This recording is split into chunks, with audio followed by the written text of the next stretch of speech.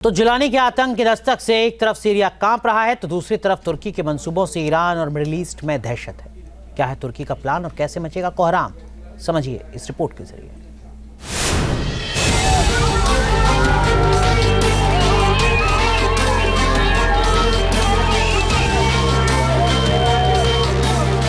Syria में शुरू हुई कब्जे की लड़ाई।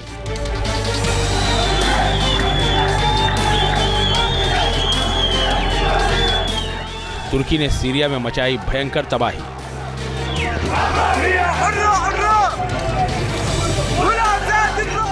क्या तुर्की करेगा यरूशलेम तक चढ़ाई?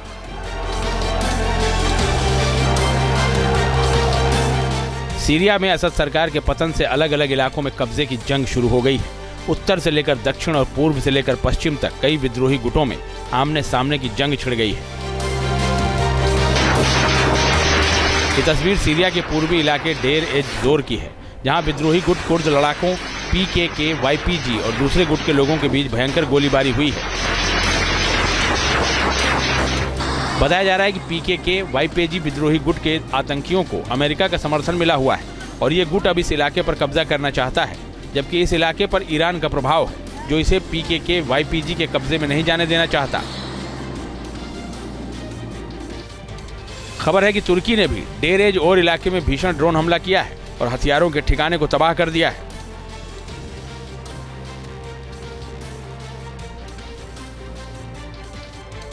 बताया जा रहा है कि असद सरकार के सैनिक गोला बारूद छोड़कर भाग गए थे, जिन पर आतंकी संगठन कुर्द लड़ाकों ने कब्जा कर लिया था और उन्हें ठिकाने पर ले गए थे, मगर तुर्की ने ड्रोन हमला करके उसे तबाह कर दिया है।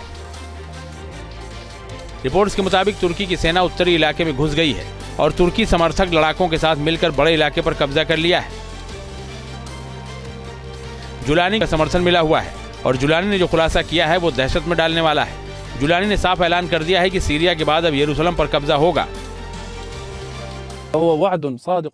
यह अल्लाह का वादा है जो सबसे महान किताब कुरान में लिखा है। अल्लाह की इच्छा से हम सिर्फ दमिश्क ही नहीं पहुंचे बल्कि यरूशलेम भी हमारा इंतजार कर रहा है। जुलानी ही नहीं बल्कि सीरिया की सड़कों पर आतंक फैला रहे और जश्न मना रहे एसटीएस के लड़ाके भी यरूशलेम कूच करने का ऐलान करते नजर आ रहे हैं।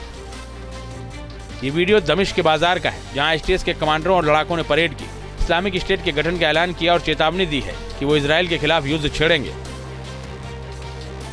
हम एक मुस्लिम नेता, एक मुस्लिम खलीफा का पालन करते हैं जो गाजा के लोगों की रक्षा के लिए यहूदियों की इकाई की ओर हमारी सेनाओं का नेतृत्व करेगा। हम मुसलमानों को दुश्मनों के उत्पीड़न से मुक्त करने के लिए एक मुस्लिम खलीफा का पालन करते हैं। तुर्की के समर्थन से विद्रोही संगठन एसटीएस ने सीरिया में तख्ता पलटा है। दमिश्क पर एसटीएस ने कब्जा किया है तो सवाल उठ रहा है कि क्या तुर्की के इशारे पर ही अब एसटीएस यरूशलेम पर भी कब्जे का प्लान बना रहा है? क्या तुर्की और इजराइल आमने सामने आ जाएंगे? गाजा जंग के बाद से ही कई बार तुर्की इजराइल को धमकी दे चुका है, लेकिन अब तक अमेरिका की वजह से वो चुप था। वहीं इजराइल के लेबनान, सीरिया और ईरान में हमलों से अब जबकि मिडिल ईस्ट में ईरान कमजोर हो गया है तो वो मौके का फायदा उठाने के मूड में है। माना जा रहा है कि तुर्की का प्लान एसटीएस को मोहरा बनाकर अब ईरान की जगह लेने का है, जो अभी तक मिडिल ईस्ट में फिलिस्तीन समर्थकों का सिरमौर बना हुआ था।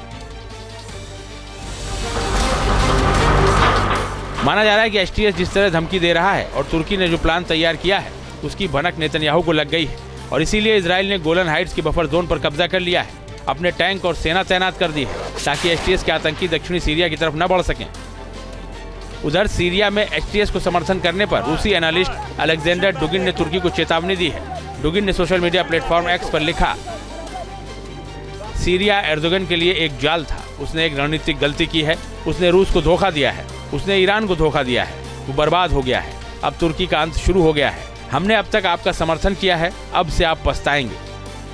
रूस एनालिस्ट के इस बयान से साफ है कि तुर्की के खिलाफ रूस का पारा हाई है, क्योंकि भूमध्य सागर में सीरिया ही रूस का एकमात्र सहारा था जिसे तुर्की की साजिश ने बर्बाद कर दिया है। फिलहाल सीरिया के हालात बेहद भयावह हैं। जिस तरह हर मोर्चे पर कब्जे की जंग छिड़ी हुई है उससे मिडिल ईस्ट में महायुद्ध का नया रण बनता दिख रहा है जो भयंकर रूप ले सकता है।